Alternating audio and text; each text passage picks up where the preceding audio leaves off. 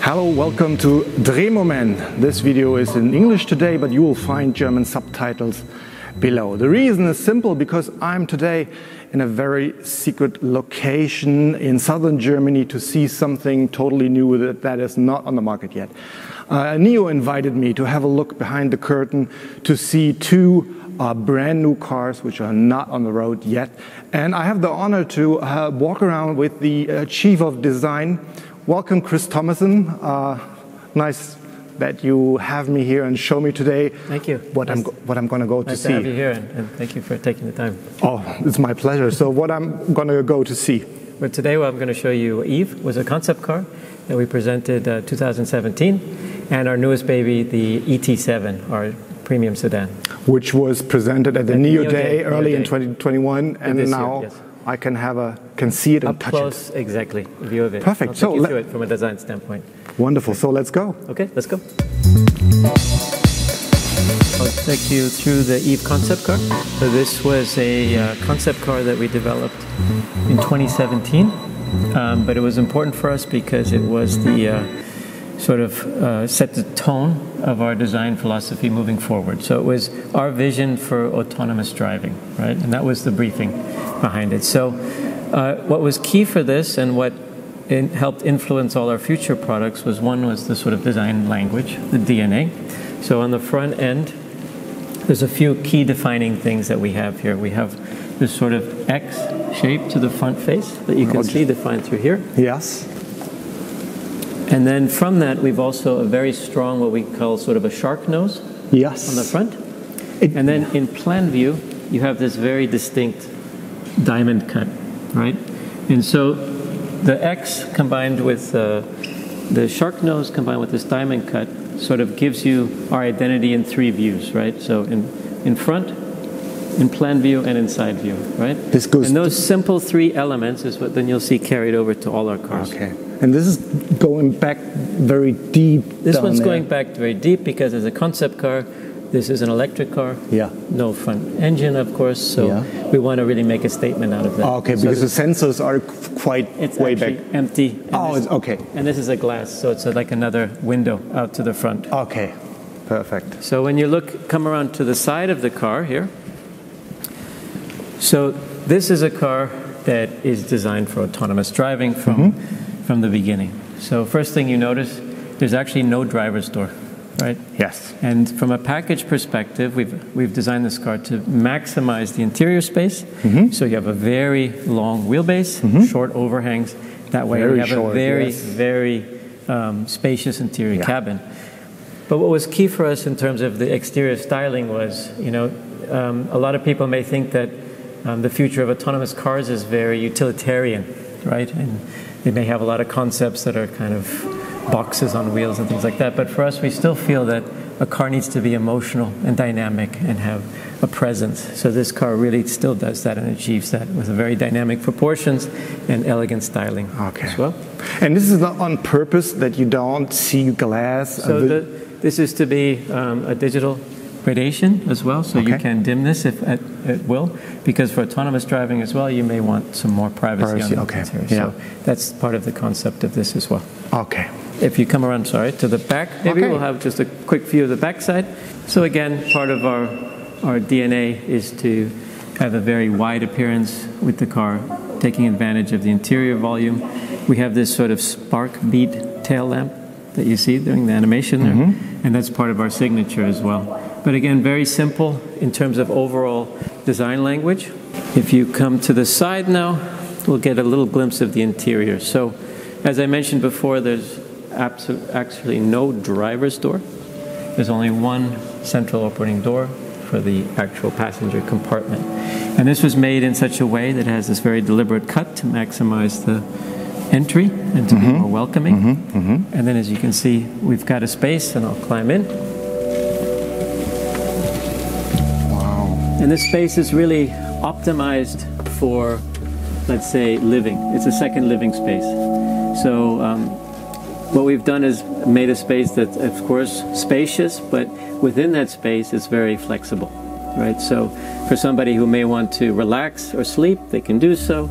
If you do want to have a meeting and talk, there's a table there.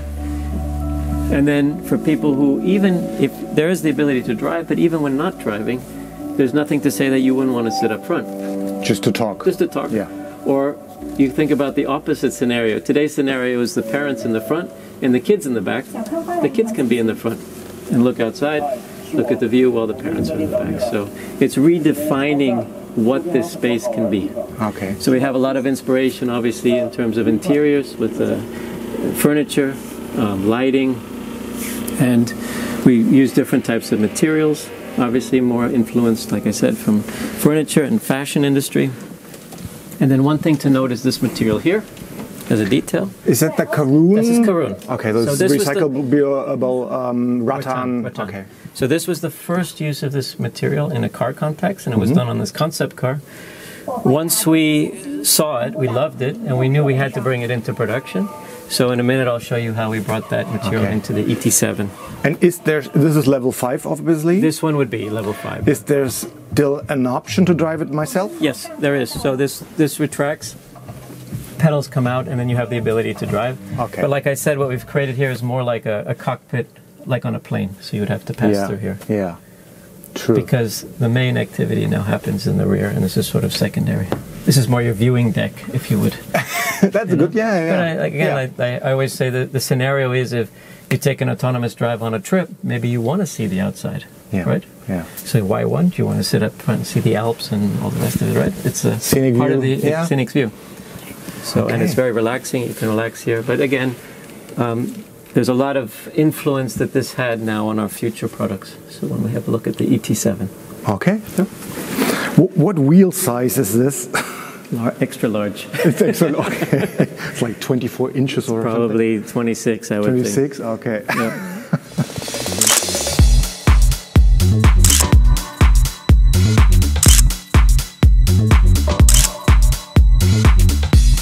I'd like to present ET7. This is Nio's first entry into the sedan market. So it's our first sedan we've designed from the ground up.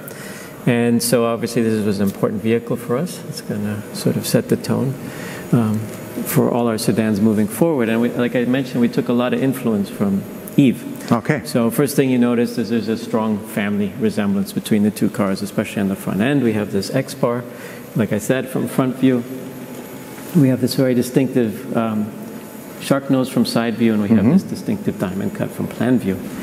The other identifiable feature we have from us is the front fascia is these, what we call double dash lights. So you have these two dashes again, which is a very nice iconic signature when you see the car. So this is the daylight running? Daylight running lights with the headlamps down below. Okay. But of course, as a DRL, you see those on all the time, and so it makes a very nice statement. Okay. So, I'm a bit amazed that I only see a camera down here. The rest of the sensors are hidden? Hidden underneath, yep. Okay. And you see some in the roof. So we'll talk about that in a minute in terms of all the sensor technology, but there's 33 sensors and cameras in the vehicle. Okay. And so obviously for a design, it was a bit of a challenge because you have to package all those You things. either have to decide, do I hide them or do I just pronounce it maybe so that people see? So we knew we didn't want to make them scream because people probably would think, oh, what's that? So we tried to do our best job is really to integrate them nicely into the form. I mean, they have to be aerodynamic, and at the end of the day, they have to function because they have to do their job. True. So they have to work, so it's important for us. But we like I said, we tried to integrate them really well aerodynamically into the body side, into the roof. And actually, it makes sort of a character to the car. It gives it a signature as well. Well, someone told me in the old days, like the chrome extension and stuff, that were the signs where you signalize what car you drive. Today, you signal it with the sensors. Would you agree? Yeah, I would as well. And for us, we actually have, this watchtower layout that we have, the way we have them set up, is sort of our signature in terms of AD on the front. Okay. And what level then are we talking about the autonomy? The car is ready for tomorrow, so all the capability is there for future levels of autonomous driving, but we can't speculate currently what the regulations and things will allow for. Okay. But it's ready for tomorrow, and everything is in there and ready to go. So again, from the exterior standpoint, again, we took a lot of inspiration from Eve. So you'll notice the car also has a long wheelbase. Yeah. So we tried to maximize the space within the footprint. So long wheelbase and short overhangs, which gives a really impressive cabin size. And in fact, we have best-in-class interior room for this vehicle size.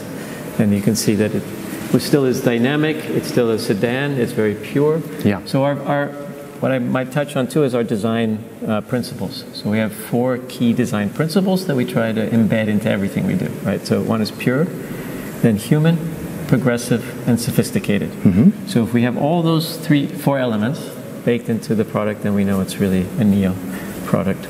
So again, purity is about the form, and it's not about being simple, because it's pure is like a pure essence, right? Or a perfume is actually stronger than something. So it's not about being simple, it's actually about adding character and being bold. And it's progressive in terms of our technology. We've got all the AD technology. Human in terms of our, both from the interior side, it's very warm and welcoming. A lot of the surfaces are very organic in the sculpture that we've done. And it's sophisticated. So this is a very nice premium vehicle. And I think purity is the ultimate form of sophistication. Mm-hmm. Okay, yeah. So on the rear too, we have got very distinctive rear tail lamp and a very nice stance for a sedan. So everything you want. The wheels look good. It sits well on the road, and it's got a very nice stance to it. As we come around, we can have a quick look at the interior. So like I said, the Eve influences car in many ways. So creating a lot of space. We have a lot of influence from furniture in terms of the design of especially the IP. So the IP is very slim. We have these invisible air vents, so they're almost completely hidden. You almost don't see them at all. Are they in between the... Okay. They're right there. In there, okay. But very, very slim, right? Yeah. So again, nothing obtrusive, very clean, very modern, very progressive in its styling, and very pure, right? And that's what we wanted. So the other thing to notice is that material I mentioned earlier, there it is. This is the Karun material. So now where we had just a little bit on Eve, we've taken it and used it across the entire IP. Okay. Well, the advantage are it's very light. But it's lightweight, it replaces plastic, it's completely sustainable as well. Okay. So it's a great material. It feels nice, it's natural, and it's got all the qualities you want from a sustainable material. Yeah. Right? And also we've used it on the door panel and the center console as well. Okay. And you have frameless windows, which always look good. Frameless windows always look good. Details, we spent a lot of time. So for instance, the window switches, so these are micro switches. And again, beautiful to touch, nice to look at, and interface with, and definitely a step in the right direction of really paying attention to those details.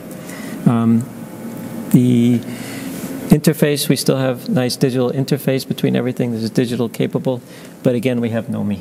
So Nomi is there to handle all your in-car needs in a very human way with interaction and voice control if needed. I'm very curious to the day when she understands me. Yeah, we're developing it for other languages now. Okay, because so far I tried Google Translate, but that never worked. Oh. But it will come. It's coming. It's coming for sure. Yeah, I mean, for the Norwegian market, you probably have Nomi, and then we do. It's all adopted it for Norway. Exactly. Okay. So I'll just get in the back. So maybe the idea of when I talk about space and best in class, I mean this is a spacious vehicle, very comfortable for a sedan. We've tried to maximize the feeling of light within the cabin as well. So again, this is the step from a driver-oriented car to an autonomous drive-oriented car. So looking at things like your in-car experience, how light comes in the car, the feeling of spaciousness, having everything there at your fingertips. It's really a great experience. The materials, we've got beautiful, in addition to the Karun, our Napa leather as well. And for sound system, we have, I think there's 28 speakers in this car for a 7.1.4 sound system. Wow. So it's impressive. E-latch on all the doors as well. But really, this is, I think from my perspective, it's the perfect sedan. Really. Yes, I'm very happy that a sedan is coming to the EV market because there aren't that many yet. Yeah. Mm-hmm. Most go for the SUV format, yes, which is obvious for an EV because you can put batteries in the bottom and everything on top. So yeah. you come we still have our swappable battery in here too. Yeah. So I mean that was a bit of a challenge, obviously, because we have to deal with that additional, ground clearance and height issues. But at the end of the day, I think the car still really sits well and is beautiful. So we got the charge port. It should be working here as well. Okay. And a quite spacious trunk. Okay, yeah. Perfect. You can put longer things through the pass-through there as well. Yeah. Okay. Mm-hmm. Good. Do you think there's still a difference in Asian car design and European car design, or is it by now a global question? It's global, I think. Of taste. We started already in the beginning. We said we're just going to design a global car. Yeah. I think you see that more and more. It doesn't matter if you're in Shanghai or in Europe or the US.